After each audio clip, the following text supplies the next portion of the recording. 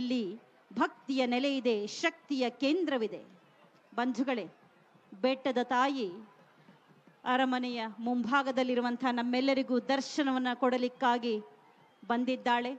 ಸನ್ಮಾನ್ಯ ಮುಖ್ಯಮಂತ್ರಿಗಳಾದ ಶ್ರೀ ಸಿದ್ದರಾಮಯ್ಯನವರು, ಸನ್ಮಾನ್ಯ ಉಪಮುಖ್ಯಮಂತ್ರಿಗಳಾದ ಶ್ರೀ ಡಿ.ಕೆ. ಶಿವಕುಮಾರ್ ಅವರು, ಮಾನ್ಯ ಸಚಿವರಾದ ಡಾಕ್ಟರ್ ಎಚ್ ಸಿ ಮಹದೇವಪ್ಪನವರು ವೇದಿಕೆಗೆ ಬಂದಿದ್ದಾರೆ. ಪುಷ್ಪಾರ್ಚನೆಯ ಕ್ಷಣ ಸನ್ನಿಹಿತವಾಗಿದೆ.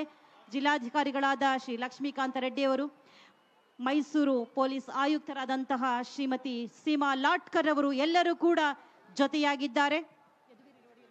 ಮಾನ್ಯ ಸಂಸದರಾದ ಯದುವೀರ್ ಒಡೆಯರ್ ಅವರು ಜೊತೆಯಾಗಿದ್ದಾರೆ. ಬಂಧುಗಳೇ,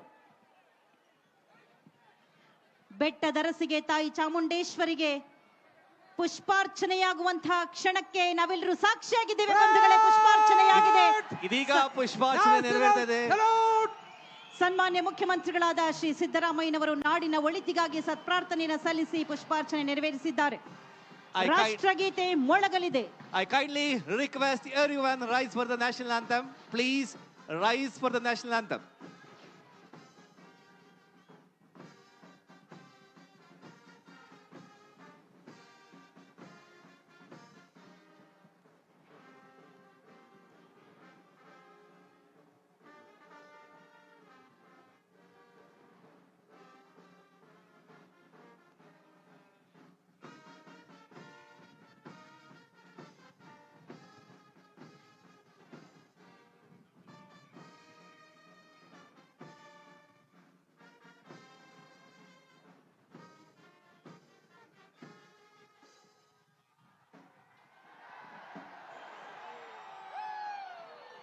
ತಾಯಿ ಚಾಮುಂಡೇಶ್ವರಿಗೆ, ತಾಯಿ ಚಾಮುಂಡೇಶ್ವರಿಗೆ